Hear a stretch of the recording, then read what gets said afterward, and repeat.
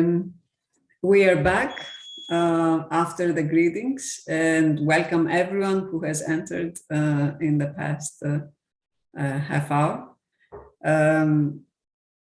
It is our great pleasure and honor to welcome our keynote speaker for this conference, Kostis Kornetis.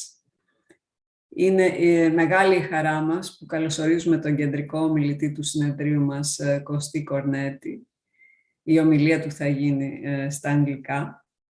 Ο Κωστής Κορνέτης από το Αυτόνομο Πανεπιστήμιο της Μαδρίτης θα παρουσιάσει την εισήγησή του με τίτλο «Ανάμεσα στον Marat και τον Sade», επανεξετάζοντας τη φοιτητική διαμαρτυρία στο πλαίσιο των δικτατοριών του Ευρωπαϊκού Νότου. Ο Κωστής Κορνέτης διδάσκει σύγχρονη ιστορία στο Αυτόνομο Πανεπιστήμιο της Μαδρίτης. Προηγουμένως έχει διδάξει στο Brown, στο New York University, στο University of Sheffield, ενώ ήταν Connex Marie Curie Experienced Fellow στο Carls 2 στη Μαδρίτη και Santatar Fellow in Iberian Studies στο St. Anthony's College της Οξφόρδης. Έχει δημοσιεύσει το βιβλίο Children of the Dictatorship, Student Resistance, Cultural Politics and the Long Sixties in Greece από τις εκδόσεις Bergen το 2013 και έχει επίσης συνεπιμεληθεί τους τόμους Μεταπολίτευση. Η Ελλάδα στο μετέχμιο μεταξύ δύο αιώνων από τις εκδόσεις Θεμέλιο και Consumption and Gender in Southern Europe since the Long Sixties by Bloomsbury το 2016. Όπως επίσης και το Rethinking Democratization in Spain, Greece and Portugal. Ήταν ο καταλληλότερος keynote speaker. Είναι μεγάλη τιμή και η χαρά που τον έχουμε μαζί μας. Κώστη. Ευχαριστώ πάρα πολύ, Maria. I would first of all like to thank Professor Maria Kousis, my old friend Nikos Redakis, and the entire UCRC team for putting up such a great and very timely conference. So I'm really thrilled and honored to be delivering this keynote among so many good colleagues and friends today. And I'm really sorry that I couldn't be there with you. Let me share my screen.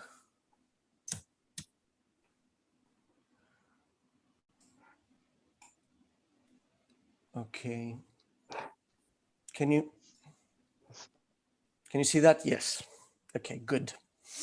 So at the time of the events of May 68 in Paris, Peter Weiss theater play The Persecution and Assassination of Jean-Paul Marat, otherwise known as Marat Sade, was staged in Madrid.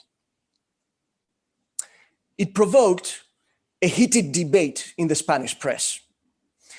A polemic article in the anti-regime daily Madrid drew a direct link between the play and what was going on in the streets, arguing that révolution and liberté, as personified by Marat and Sade respectively, were both present in the Spanish student movement.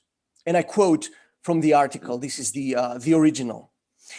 The claims of the young students of Paris, Prague, Rome, and Warsaw, or Madrid, coincide with the main claims of socialism, equality, justice, solidarity.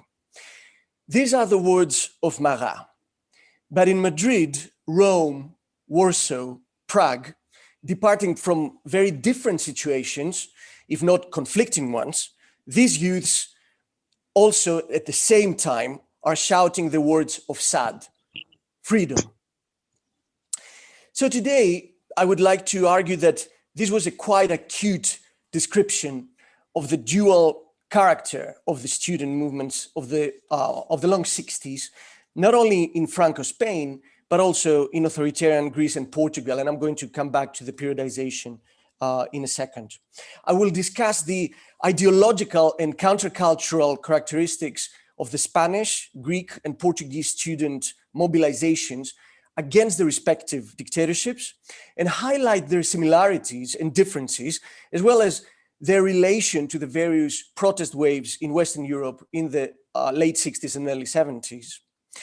Even though in pure temporal terms, crucial events between the three cases were asynchronous, and there are acute differences in chronologies, the student movements that emerged from the mid-60s to the early 70s in the three countries were defined, I would like to argue, by a similar ethos.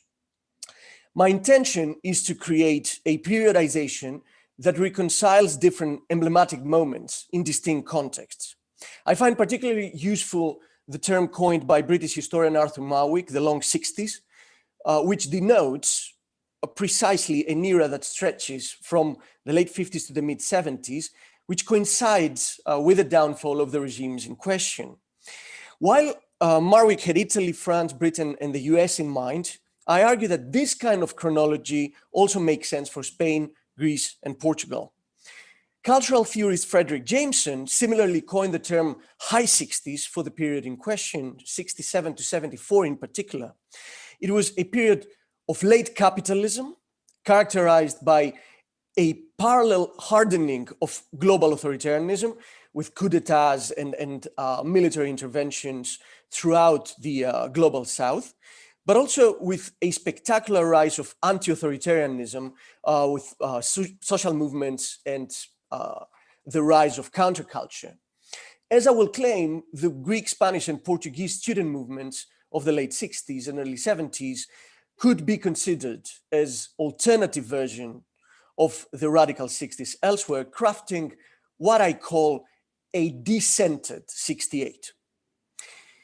Now, as we're discussing chronologies, let me just say that while in Spain and Portugal, autocratic rule had remained virtually unchallenged since the 1930s, the repressive democratic system that was established in Greece after the civil war of the 1940s reached a dead end with the colonel's putsch in 1967. This coincided, so that's from the coup, this coincided with the so-called late Francoism in Spain, the tardo franquismo, you can see here the ailing Franco, and with the decay of the Estado Novo in Portugal, which pushed these regimes away from earlier totalitarian tendencies and closer to what political scientist Guillermo O'Donnell has schematically termed bureaucratic authoritarianism. The so-called apertura in Spain, which had already started since the early and mid-60s, and the Primavera Marcelista in Portugal, with Marcelo Caetano, you can see him on the right, succeeding the ailing Antonio Salazar in 1968 on the left, belong to that trend. The liberalization experiment of the Greek colonels after 70-71 does therefore belong to the same tendency, providing further ground for comparison. While conventional accounts on the topic of student movements under dictatorship in Greece, Spain, and Portugal tend to focus on local features and much less on shared characteristics, a more systematic comparative approach of student movements during the liberalizing attempts of the respective regimes, I argue, reveals some common patterns, but also breakthroughs in contentious politics in the three countries. I will begin by addressing the ideological outlook of the three movements as an important common denominator. I will then move on to discuss with the 1968 movements in the Western world, while also highlighting their countercultural attributes. Finally, I will briefly discuss the afterlives and memory of said movements in the three societies, especially during the last decade. Throughout this, I will make some references to Marat and Sade, reminding you of that basic premise regarding the bifidus character of these movements. So, as far as the ideological outlook of the movements is concerned, a major common denominator with the Western world is the fact that the numbers of students in Greek and Iberian universities doubled, tripled, and quadrupled in the 60s. This so-called massification of higher education led to increased social mobility and a spectacular growth in student bodies. Nevertheless, despite the growth in student numbers, which implied a certain mixity of classes, the vast majority of dissident students continued to be sons and daughters of privilege, coming from mostly middle class and or conservative families. In other words, they were not dangerous citizens, to use Neni Panuria's term, as they did not fall under the category of the usual suspects of family-defined activism, thus making it hard for the authorities to classify them as they used to classify activists in previous times. So students in the 60s in the authoritarian South were also the product of what we call the post-war boom, very similar to the baby boom that took place in Western Europe, and were the first generation to grow up under less burdensome economic conditions. As their numbers amplified, students in the three contexts increasingly came to see themselves as a separate social entity of young intellectuals with unique interests.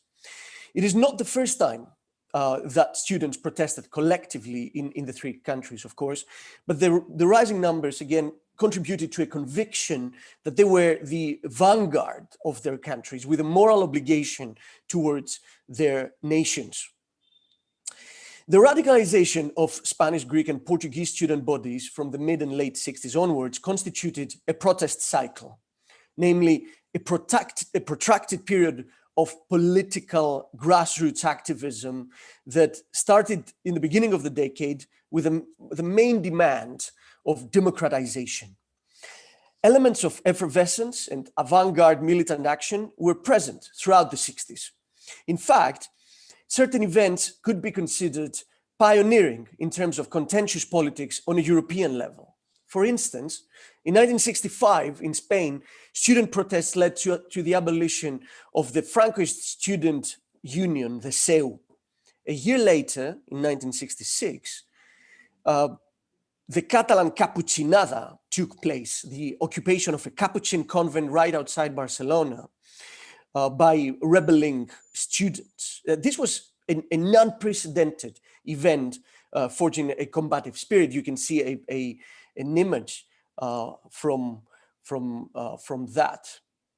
Oh, and that's about the chica yeye. That's just a very fleeting comment on how the students here are dressed and the entire outlook that still, I think, corresponded to this kind of more proper and dignified. It's still not countercultural as it would become later on in the late 1960s. Kostas Katsapis, who is also in the conference, has made very important, has done very important work on this. Now, similarly to Spain, in Greece, the creation of the Lambrakis Youth after the assassination of left-wing MP Grigoris Lambrakis in '63, as well as the '65 July events in Athens, mainly a wave of strikes and demonstrations protesting the involvement of the crown in the country's politics, contained elements of political radicalism, as well as countercultural vivacity. In Portugal, lastly, the post-1967 escalation in protest activity was a defining moment for an entire generation due to the innovative and broad character of contestation. In fact, several historians have dubbed these moments ex post facto as early '68. Now, a major discrepancy between the three countries, apart from the varying degree of state repression, was that in Greece, the protest cycle of the mid-'60s, demanding further democratization, was violently interrupted by the imposition of the colonel's dictatorship in April 1967. At that point, Greece regressed from the repressive type of parliamentary democracy that had ruled the country since the 1950s, with all its limitations, into full-fledged authoritarianism. However, a new protest cycle would begin soon thereafter. Another aspect in the ideological outlook of the rising student movements in the three countries has to do with local political cultures. These provided the logic of protest by supplying or curtailing its vocabulary and values, ultimately shaping collective intentionality and action. As students split into Stalinist and later on Maoist and Trotskyist and even Euro-communist groupings, their attachment to some sort of communist credo remained intact.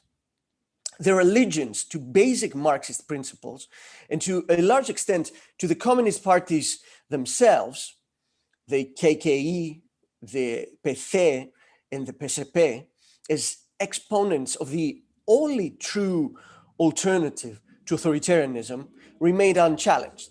And in fact, it was the three exiled communist parties that were the major vehicles of anti-fascism in the three cases. It is important to remember that communist parties were outlawed since the 30s and 1940s. Left-wing people were second-class citizens, and they were still fighting for individual freedoms and basic political rights, meaning things such as freedom of speech and assembly, as they still lived under repressive regimes that censored, imprisoned, tortured, and even killed opponents, and especially, of course, left-wingers. Interestingly, therefore, despite the fact that most Spanish, Portuguese, and Greek dissident students consider themselves Marxists, in reality, they ended up fighting for what we could call classical liberal goals, such as free unions, a modern educational system, and the free circulation of political ideas. And I think there is an interesting oxymoron there. Protracted family and societal silence regarding the traumatic events of the civil strifes of the 20s, 30s, and 40s also played a major role in the idealization of communist parties.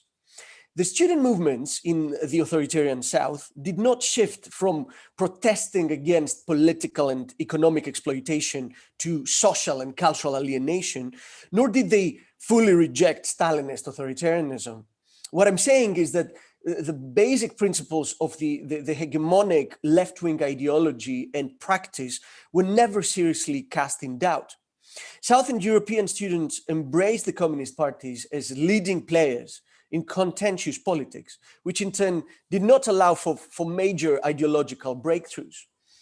Despite the rifts that the Soviet invasion of Czechoslovakia in August of 1968 caused.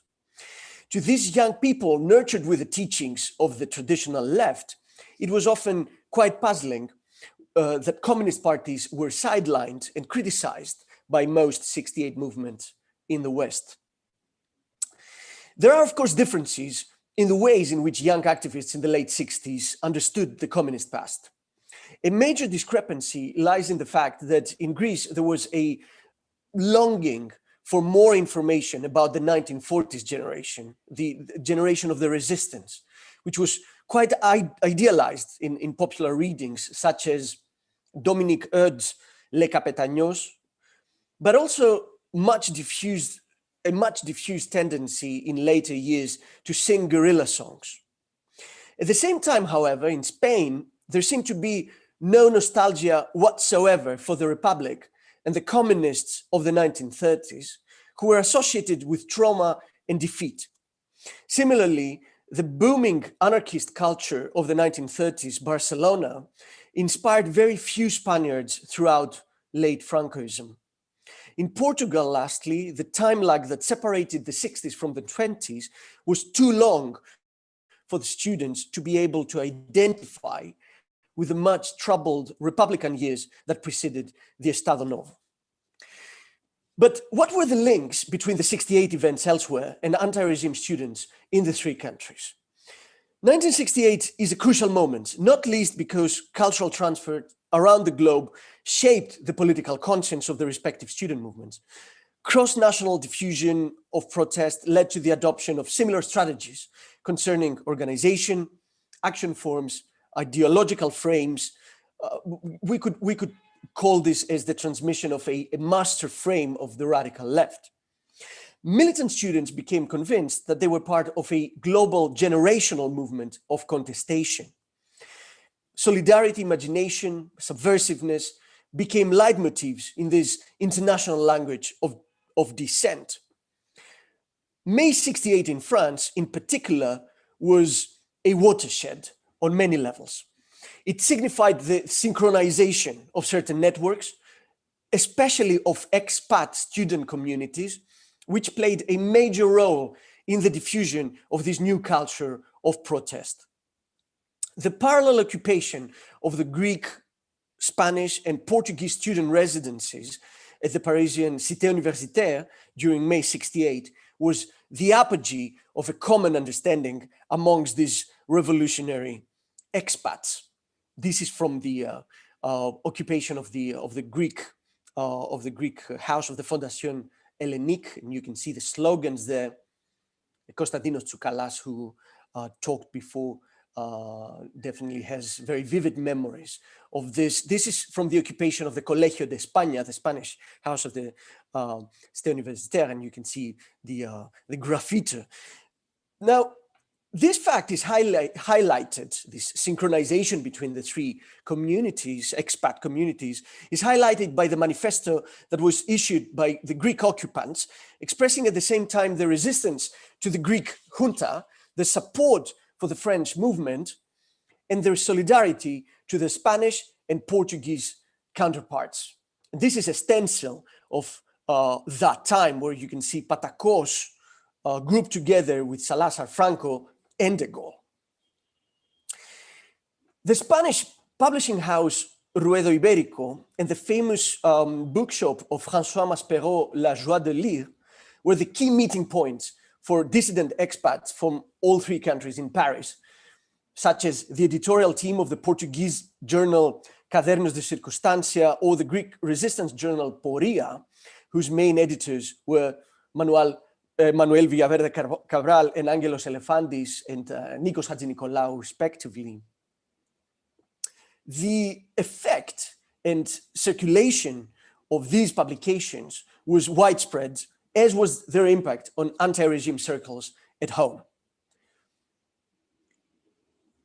But Paris, talking again of Marat, and you can see here a quote of Marat, again from the theater play, Paris was also the laboratory par excellence of revolutionary aspirations, the Mecca of the revolution. It was there that the most important underground organizations were launched. Because apart from the strictly non-violent mass action oriented student movements, underground groupings emerged which embraced the necessity of the so-called armed struggle against the dictatorships. Greek organizations such as the 29th of May, the 20th of October, Portuguese ones such as ARA and Brigadas Revolucionarias. Here you can see the founders of the Brigadas Revolucionarias, Isabel do Carmo and Carlos Antunes. And Grapo and Frap originated there. And of course, ETA too had strong connections to France. So another type of 68 was promoted here. And it was an armed 68, a repressed 68, a bloody 68. The Experimental University of Vincennes, which had become an alternative educational institution, was a special meeting place for political refugees from the authoritarian South. An emblematic case of an intellectual who was a common point of reference among expats of all three Southern European countries was, of course, that of Nikos Poulantzas, professor of sociology in Vincennes, who theorized the demise of the three dictatorships in neo-Marxist terms in his seminal work, The Crisis of the Dictatorships, Portugal, Spain, Greece, which became a benchmark at the time. Southern expat intellectuals such as Poulantzas deeply influenced dissident youth in their host country as well, I mean, France. So I wanted to stress here that French, and by extension Western students, tended to identify tiers-mondism, third worldism, also with the Greek, Spanish, and Greek underdog Eminent individuals such as Greek dissident actress Melina Mercouri, Spanish communist leader La Pasionaria, and Portuguese cantautor Zeca Afonso became parts of this revolutionary international pantheon. However, and despite their common trajectories, there was little interaction or coordination among activists, artists, or political figures in Paris. Melina or Mikis Theodorakis, for example, only met the general secretary of PC, Santiago Carrillo, after the transition to democracy, even though they had all lived in Paris in the previous years. Similarly, cross-references between the movements were far and few between, despite their similar predicament, at least up until the mid-1970s and the parallel transitions to democracy that generated a greater sense of a common political destiny. But particularities aside, cultural transfers facilitated by this web of networks of expats shaped the political conscience of the respective student movements. Publications such as Alexander Cockburn and Robin Blackburn's Student Power also help import a set of foreign cultural models and prototypes of protest in the very countries, linking their imaginary experiences and style together. Here you can see the original Penguin version and the Greek translation.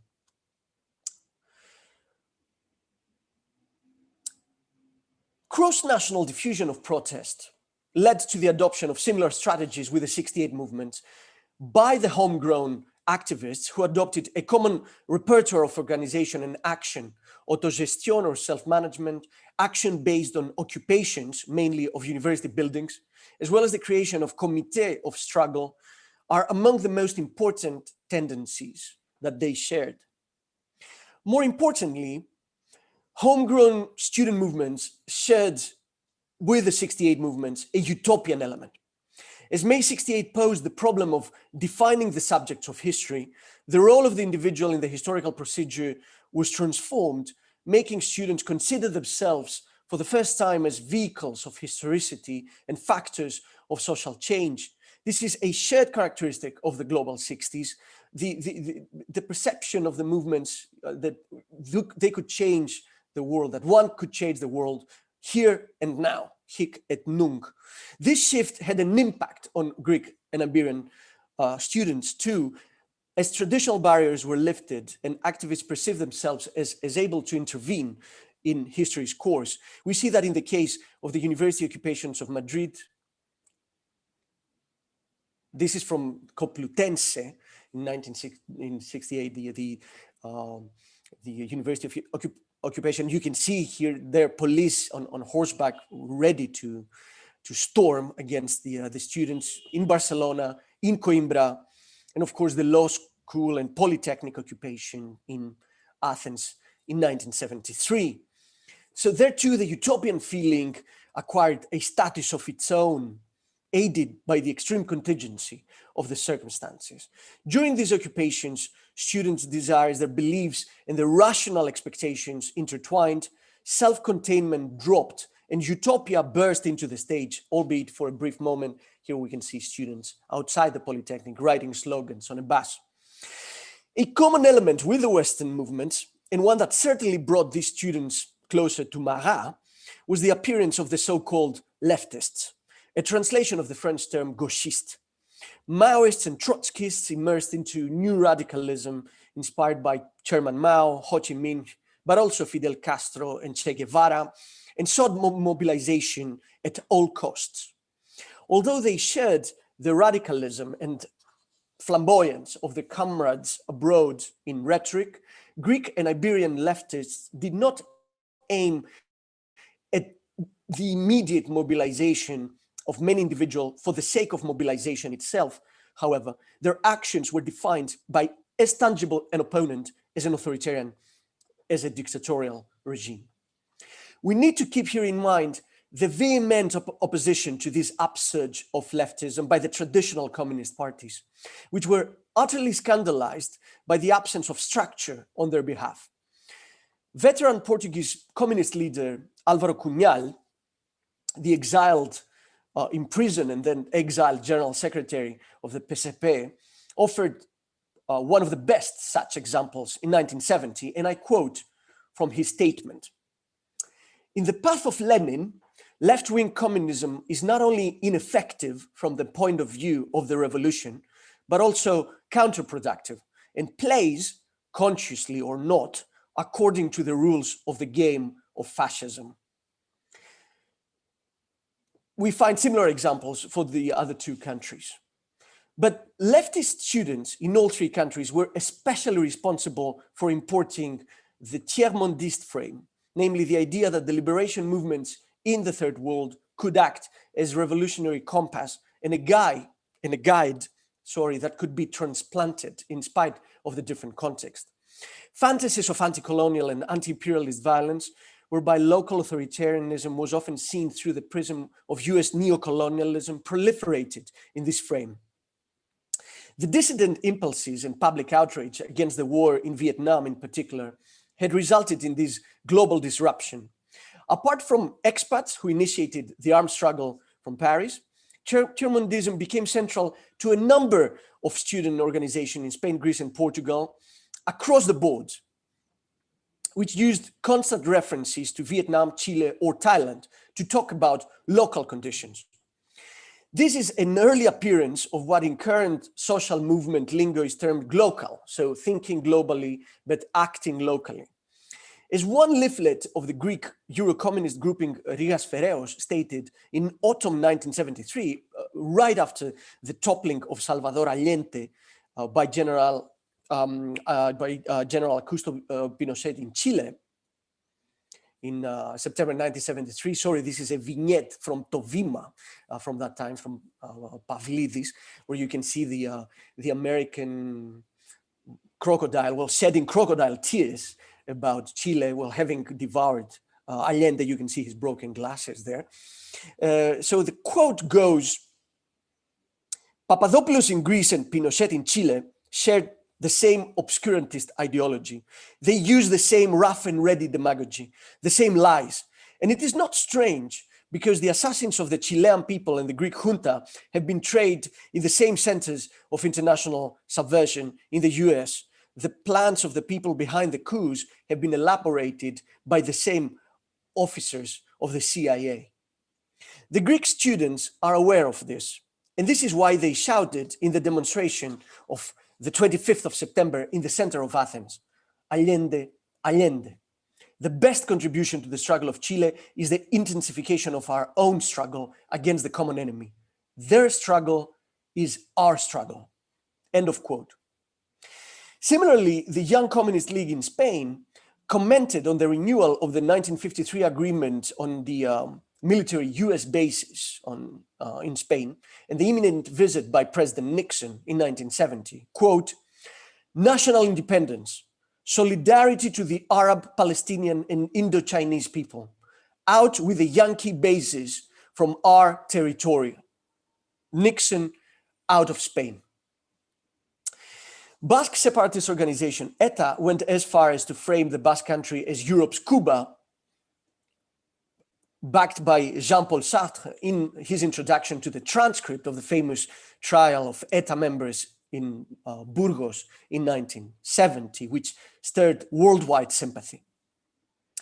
Now, despite these militant cases, the mass student revolts in the authoritarian South lacked the radical core of the movements that developed in liberal democracies. Widespread anti-authoritarianism directed against all institutions, school, family, parties, politics, so typical of the 68 movements in the West, was only implicit here. It is therefore not surprising that the public demonstrations of Greek and Iberian students were more serious in character and less irreverent than this organized in the West. While Greek, Spanish, and Portuguese students wanted to alter their everyday realities, alienated as they were both by the authoritarian regimes, but also by the traditionalist societies, they were unwilling to violently disrupt the existing social order. And this was partly due to the fact that they wished to avoid a reverberation of the traumas experienced by their divided nations, all three of which had suffered a series of dramatic civil strife. strives. Instead, they sought to create what we could call national insurrections by appealing to ordinary people.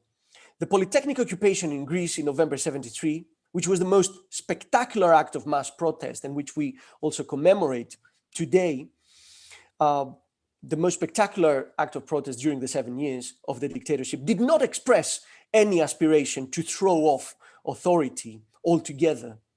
The radicalized Portuguese student movement might be a slight exception to this rule, with students forging a repertoire of protest outside university areas, ranging from actions against banks to housing occupations, as the brilliant research of Guya Cornero and Pedro Ramos Pinto has shown.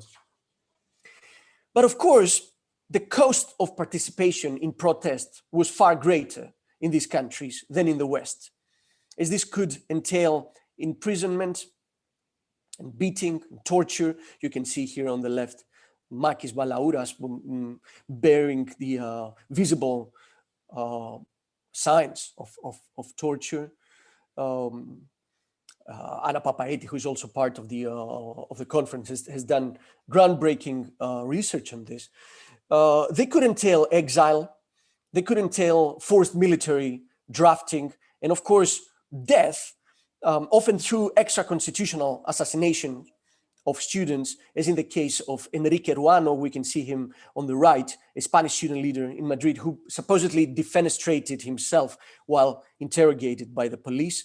As well, the Portuguese Daniel Teixeira in Caixas prison, or Pujantic, the young Catalan student who was executed in 1973 by strangulation by this barbaric Garrote de Ville.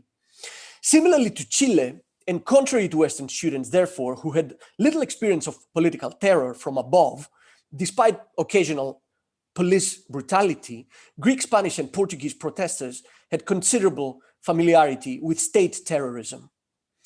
Dissident students were ready to assume this risk, as they regarded themselves as bearers of political and social modernization, a sense of this civic responsibility that we mentioned before, that was, in the words of Jürgen Habermas, shared by youth in the so-called third world countries.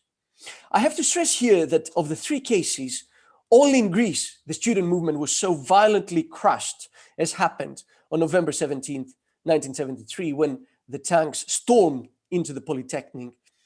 And of course, we have the death toll of 24 people who died, more than 1,000 injured.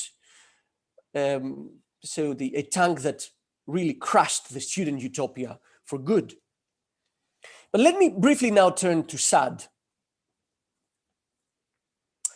If revolution was not what young people brought about in political terms, it was mainly in the everyday life that Greek and Iberian students proved to be more iconoclastic. Young people in these dictatorships immersed into forms of culture, not only as consumer of artifacts, but also through their own lived experiences and practices. The significant increase in female students in universities in the late 60s, and this is from the law school occupation in Athens in 1973, and you can see the overwhelming presence of women here. So this had an immediate impact on gender relations, leading to more visibility for women, a growing consciousness of the sense of equality and emancipation, and eventually a sexual revolution of sorts, albeit without the contraceptive pill. Sade would be content, as this signified less inhibited sexual relations, which challenged the conservative and overtly religious regimes. New individual and collective behaviors, bred by a set of subversive everyday practices, exercised by alternative circles, thus changed the structure of feeling of their societies. The growing presence of a significant number of charismatic female leaders and a certain consciousness of parity are among the crucial elements regarding the outlook of this generation, which rendered it a vehicle of change in the following years.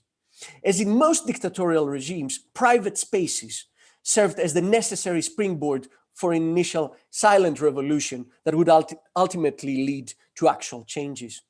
And here sometimes consumerist items could be surprisingly subversive, embracing this liberation model by promoting for the first time overtly sensual images. The much advertised shampoo, eleftheri και ωραία, for instance, used words that corresponded fully to the feminist movements of the period and was appropriated by the rising numbers of women in the universities and in the student movement. Now, a further interesting development is the fact that all three countries had turned into mass tourist destinations in the 1960s. Apart, of course, from high-class tourism, this is an advert for the Club Méditerranée that you had in several places, in the Balearics, in Corfu, and so on.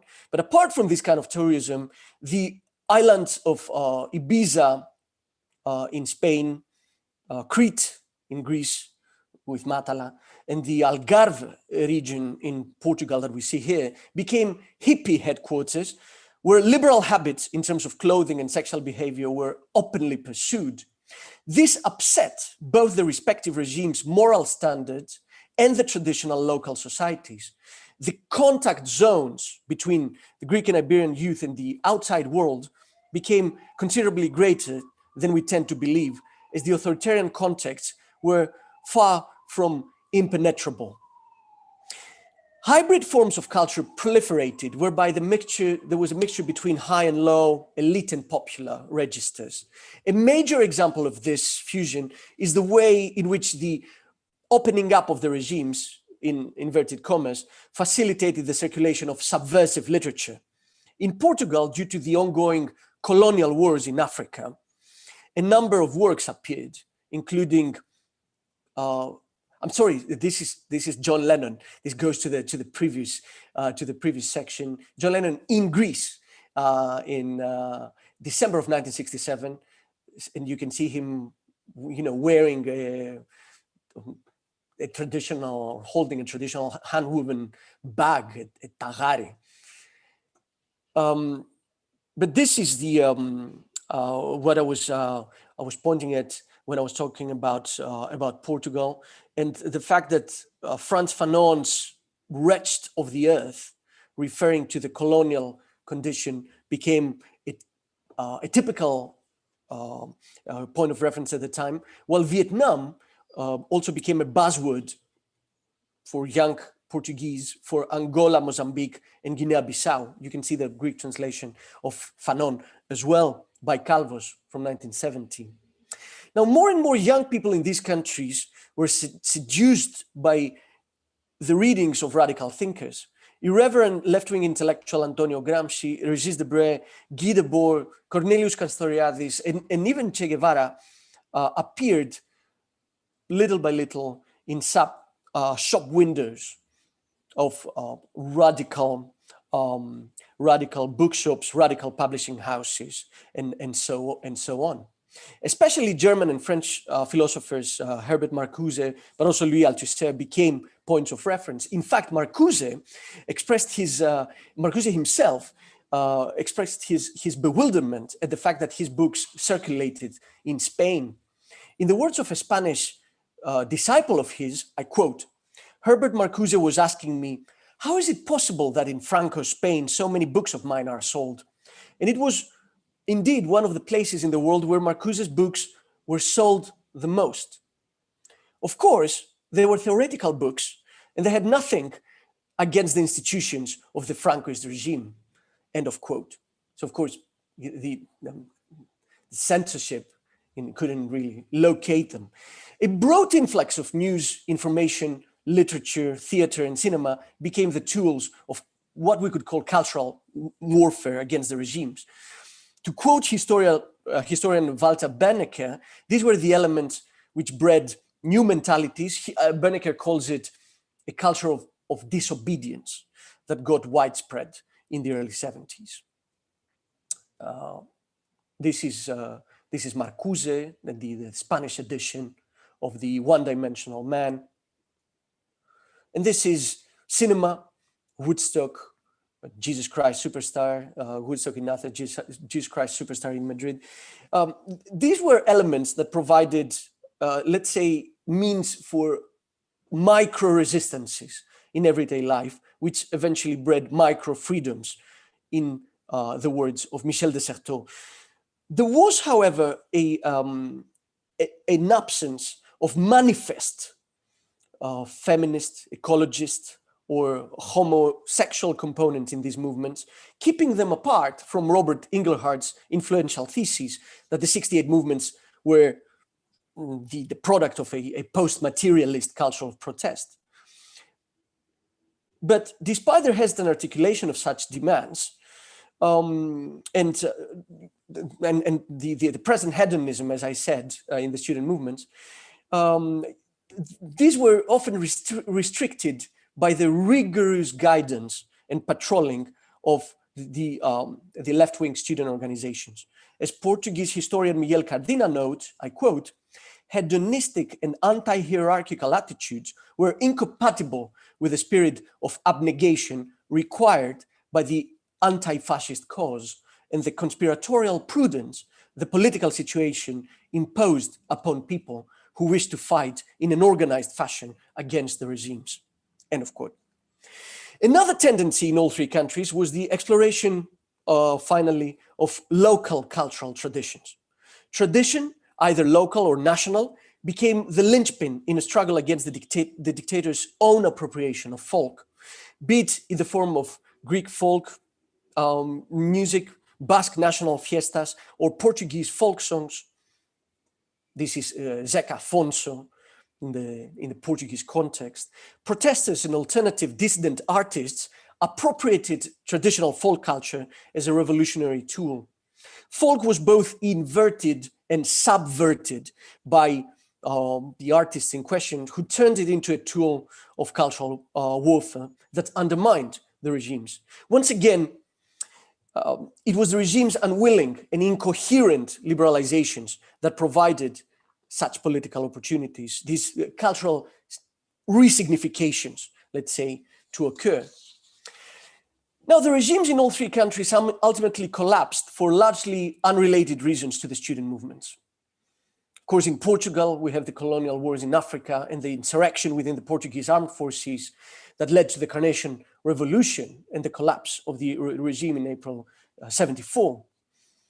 In Greece, the eventuality of an armed conflict with Turkey over Cyprus after an ill-thought coup against President Makarios by shadow dictator Dimitrios Ioannidis in July 74 led members of the military to hand power to the politicians. And in Spain, it was the assassination of Admiral Carrero Blanco, Franco's heir apparent by ETA in December 73.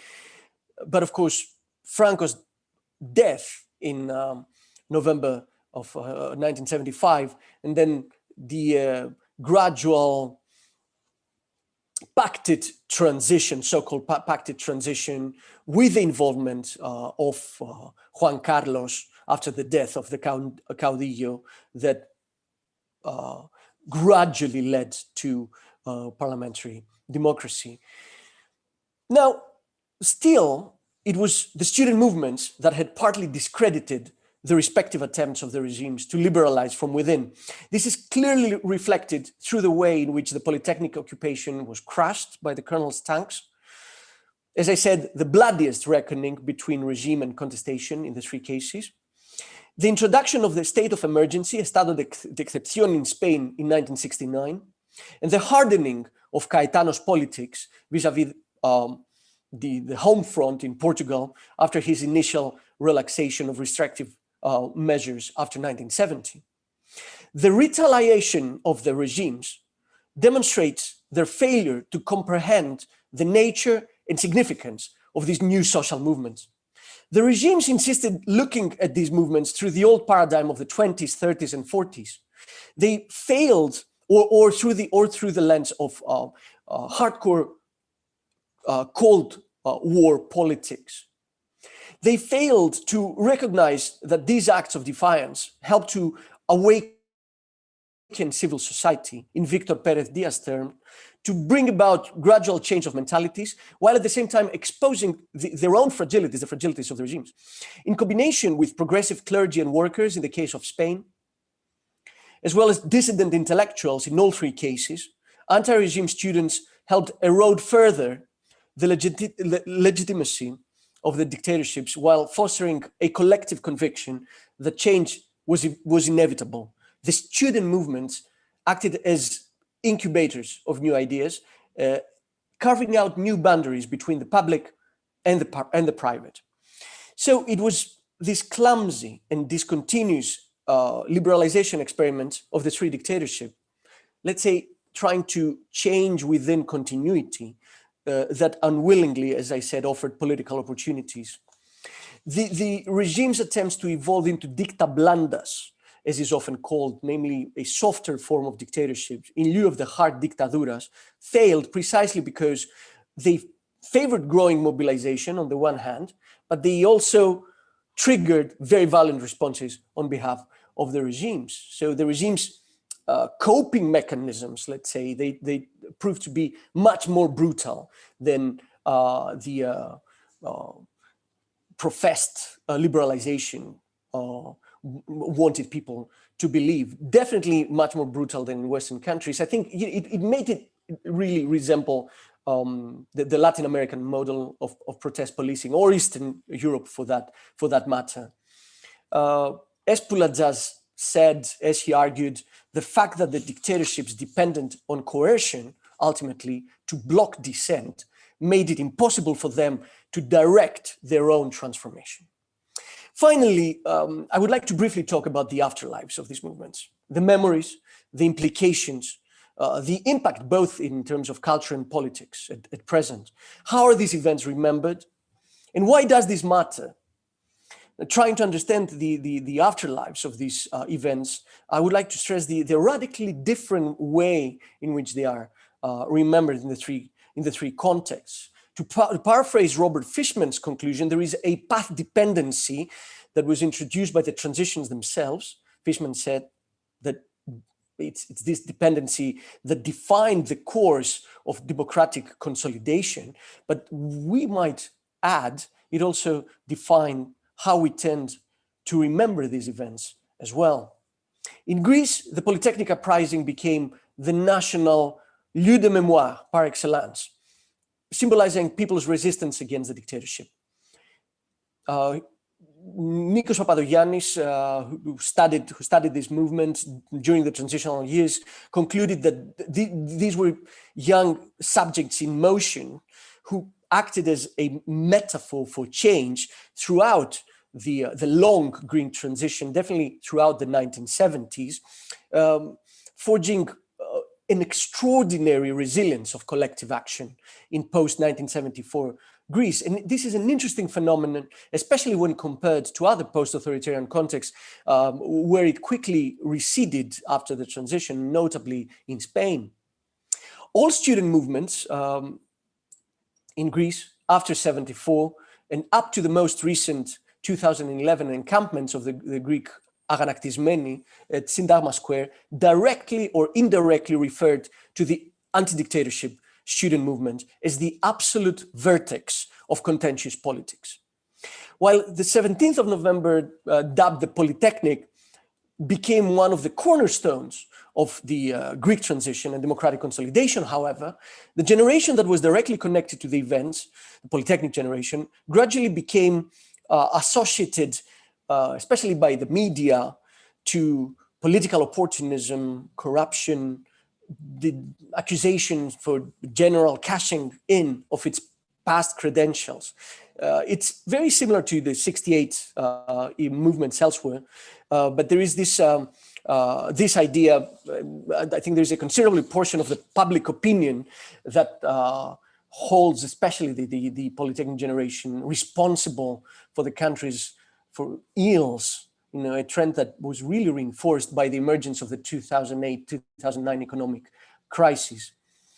A certain dichotomy emerged between two dates in Greece, however, the 17th of November versus July 24, the time of the actual transition to democracy, the Polytechnic versus the transition, or rather the transition from below on the one hand, a transition that never actually happened, but it might as well have happened, this line of argument says, I remind you of the slogan of the Greek αγανακτισμένη, η Χούντα δεν τελείωσε το 1973, ενώ θα έπρεπε να είχε τελειώσει το 1973, I could add, versus the transition from above on the other, or else the transition as we know it, with General Gizikis next to Karamanlis, a transition originated by the army itself, the institution that was the main culprit and responsible for 7 years of repressive rule, and of course, a major national disaster at the end with Cyprus.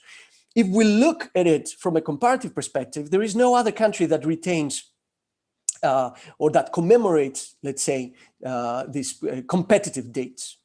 For instance, in Portugal and Spain, what's celebrated and commemorated is the day of the 25th of April revolution, or the day of the Constitution, the 78 Constitution in Spain. Now, in the Iberian cases, in contrast to the Greek case, it was the respective transition to democracy and the revolutionary or supposedly modelic character that monopolized the public interest regarding the 70s until very recently. In Portugal, the student movement was rather overshadowed by the memory of the landslide Carnation Revolution and the spectacular events that followed, while the great debates took place on the nature of the Estado Novo, whereas it was fascist or not, and the way the revolution ended in 1975, rather than on social movements under authoritarianism. There is, however, increasing talk about the violent 68, which had been a taboo subject for a time. So there are many testimonies that came out recently. In Spain, on the other hand, the dominant memory of the 1960s and 70s is anchored not so much around student strikes, but more about, first of all, the model transition. We can see here the most famous representation by Genovese showing this getting together. But as far as the late Francoism is concerned, I think there is much more emphasis given to the powerful workers' movement with the communist-led trade union, the Comisiones Obreras, and their role, but also events involving the armed struggle, especially ETA, again, FRAP, Grapo, MIL, and so on, which induced a very violent response by the regime. I remind you that the last executions of Francoism took place in September 1975. The 5 last executed who were members of ETA and FRAP. They were executed in September 75, only 2 months before Franco died, which also inspired a magnificent poem by Yannis Ritsos, a little well known, I think, in honor of the five executed. Now, it was not until the 2011 and the Indignados movement, the 15M, as it's called, the encampments in Spanish squares that started in May 2011, asking for real democracy now, and renegotiated young people's relation to politics, that a renewed interest in the social movements of the 60s and 70s emerged, backed by the spectacular rise at the time of Podemos and similar political formations in Portugal. Interestingly, however, writers of a younger generation in Spain, such as Isaac Rosa, expressed doubts on the heroic outlook of the 68 generation, while memory activist Emilio Silva, somebody directly involved in the pressure groups around the identification of mass graves of executed Republicans that caused a stir in Spanish society ever since 2000, insisted on the Francoist family baggage of many prominent 68ers in Spain, including, for instance, Felipe González. Silva suggested that there is a certain inheritance of the family's sins that in fact connected to a proclivity towards muting the painful civil and post-Civil War past. He calls it sociological Francoism. Rather, there is a renewed public and academic interest in the booming Spanish counterculture of the 60s and 70s, almost entirely forgotten until recently. Now, there is a shared discourse throughout the post-authoritarian South on whether this is a generation that's sold out. We see that with powerful exponents like Solanas in Spain, Javier Solanas, João Barroso in Portugal, Kostas Laliotis in Greece, and so on. Now, the schematic use of the term generation is criticized, however, by a younger cohort of researchers, critics, who challenge the premise that the 68 generation actually ever took power, focusing instead on a large part of that age group active in the 60s and 70s that did not seek or achieve professional fulfillment after the transition and ended up in the most absolute margins, alienated, isolated, or dead tout court from melancholia, alcoholism, or drug abuse when social movements retreated. The work of Germán Labrador is evocative here. It is important to say, finally, that a major discrepancy is that the national discourse in Spain is not constructed around the axis of the anti-fascist resistance. This is a major difference from Greece and Portugal, whereby this discourse is still prevalent, the anti-fascist resistance discourse. Until very recently in Spain, there was very little memory of past struggles, be it the Civil War, the post-Civil War, or of course, the anti-dictatorship movement. Only peripheral local family memory survived. At the same time, there are people who argue that this was, it made them, people who were born in the 70s, the kids of the transition, let's call them like that, it made them feel like orphans with no references whatsoever to the past, no collective memory that was readily available, but that in a certain sense gave also, that it was very frustrating, but also gave a certain freedom that Amador Fernández Sabater, for example, calls it, we didn't have this major weight on our backs in terms of creating new social movements. A space which in the case of the Greek and Portuguese case is still occupied by the all-powerful lieu de mémoire of the Polytechnic and the Revolution, respectively. And there is self-reflection by members of the generation about a potential vampiristic danger there. To conclude, I started my talk today from the assumption that these three cases deserve to be studied together as they experienced a student protest culture with shared characteristics. I sought to demonstrate that the student movements did not only constitute a reaction against the pressure of the military dictatorships, but were also widely determined by the general protest wave of '68, which then filtered into domestic registers. Still, the emulation of the European and American protest models, a new revolutionary consciousness, or pedagogical issues alone are not sufficient to account for student mobilization in the authoritarian South. It was the response of the antiquated authoritarian regimes that deepened the crisis. We should try to carve out a middle ground, neither classifying the Southern European student movements as solid peripheral 68, nor insisting on their exceptional nature.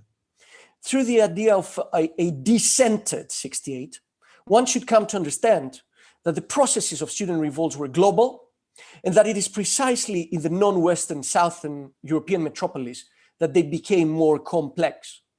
By shifting the framework to the periphery and the European South, we can better grasp the ways in which international ideas were transmitted and cultural transfers took place outside the Western core. This reflects 68's true nature as a protracted period of time and as an elongated terrain of struggle. While the primary ideology of the 68 movement was contestation, often without precise content, the enormous weight of the military dictatorship and the violence associated to it, and the special significance that acts of defiance acquired within this context rendered the rebellions against dictatorship in Greece, Spain, and Portugal more straightforward than the middle-class radicalism of Western movements in the 60s, which wanted to thumb their noses at bourgeois values. Greek, Spanish, and Portuguese dissident students vacillated between the prerogatives of Marat and Sade that characterized these movements' delicate balance between center and periphery, innovation and tradition, reform and revolution, radical utopias, and appeals to a national audience. Thank you very much. Thank you very much, Kostis. This is a very stimulating and at the same time enlightening keynote lecture. We will take 10 minutes for questions. And I see already a hand raised, Minas Samatas, and then Alexis Kalokerinos. Okay. Thank you, Maria. Thank you, Professor Kornetis. Can you see me? Yes, I can see you. Thank you very much. I would like to raise two issues regarding first the vanguardism of student protest movements vis-a-vis people's movement, popular movements, social movements. And the second is a prerequisite for a robust student movement authoritarianism, open authoritarianism, dictatorships. Why at present in post-democratic, quote unquote, parliamentary, not quote unquote, parliamentary liberal regimes, student movements look like integrated or practically non-active. The first one, what do you think? Although European South is a general term, and there are specificities and differences, significant differences. What do you think about the vanguardism of student protest, of students movement vis-a-vis the working class, vis-a-vis peasant movements, social movements? Is always students trigger other kinds of movements, or there is a general people's protest, and students is, let's say, the vanguard of this general unrest. And the second is again about, let's say, contemporary liquid, very critical moments we live, when we see in South and in Europe in general that student movement is not actually the vanguard to this post-democratic, frequently non-democratic regimes. Thank you very much. Thank you. Should I respond immediately, Maria? Yes, briefly, because we have already two more questions. Maybe we should take all the questions now, because you only have 12 minutes left. So, should we group them together? Yeah, Professor Kalokerinos. Thank you, but mine was just a reaction of satisfaction. So I didn't really raise my hand. But as the opportunity presents itself, I would like to thank heartfully Professor Kornetis. I think it was really a synthetic view which shows directions of research. So I'm very happy for that. Thank you. Thank you. And also Calliope Javiera raised or uploaded. I'm not sure. Okay. So you can reply, Kostis. Yes. Thank you so much for the questions. These are very, very complex questions, but they're very, they go to the core really of not only the past and the significance of the past, but also the present juncture. The first question about the vanguard, if I understood it correctly, I thought you asked whether there is a prerequisite that they are a vanguard or something like that. Protoporia. Yeah, but the question was whether why they have the protagonist role. Okay, so I think at the time, and I tried to point at this. I think this is absolutely connected to the structural changes taking place throughout the 1960s in the three countries. So the factors that I mentioned that have to do with the massification of the universities, but also this feeling, I think it has to do with their own conviction of the students, the anti-regime students, that they were intellectuals, that they were revolutionaries, and that it was part of their responsibility towards their respective nations to do something. I think very often this is not the case in so much in Spain, where there is a very vocal workers' movement, and as I said, I think it sort of triggers more memories than a student movement. But in terms of the Portuguese and especially the Greek case, there is an absence of a workers' movement during the dictatorship years, and there is a feeling that we need to fill in this gap. So. And I think this really goes back to the early 60s and mid 60s. That's why I said that the previous protest cycle and the fact that there is already a youth before, a generation that was involved in the great struggles for democratization in the early 60s, that boosts, that reinforces this idea of having a mission, right? The mission towards vis-a-vis the nation, the country. This is also reinforced on a parallel way, this idea of the vanguard by the 68 movement. This is an internationally, I think, pronounced idea of the students as vanguards. There are intellectuals or I might say organic intellectuals connected to this, Marcuse, for example, arguing that exactly at that point, precisely at that point, that the new vanguards are going to be the students or the marginated of the third world. They're not necessarily going to be like in the old social movements, the workers and so on. And of course, Marcuse had an entire rationale for this, right? The weakening workers' class consciousness and so on and so forth, right? But I don't have the time to get into this. Now, about now, this is a very complex. As you know, historians were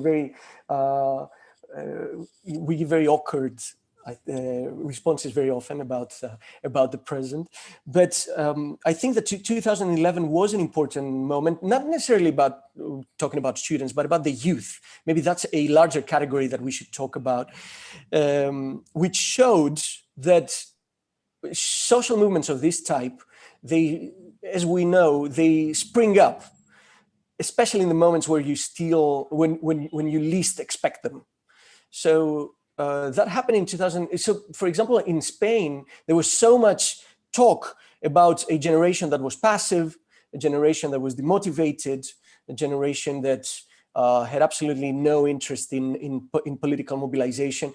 And there we really have the vertex of what came to be known as the indignados and so on. So I wouldn't be surprised by something similar happening right now, which is we are at the very low, right, the lowest moment, also because of the pandemic, which really affected collective action and so on and so forth. What I'm saying is that again, 68 was another typical example of this. I remind you of that famous French article saying France is bored, right?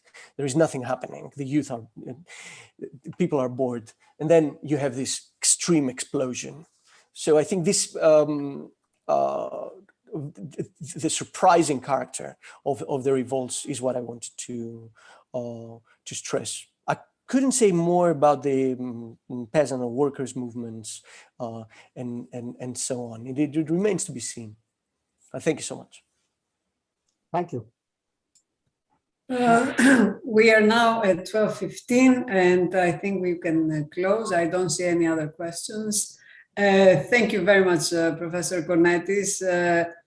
And I also would like to thank all the participants who were with us for this very stimulating keynote address that shows the interlinkages of student movements, not only in the European South, but also beyond. Now the live streaming will stop and we will move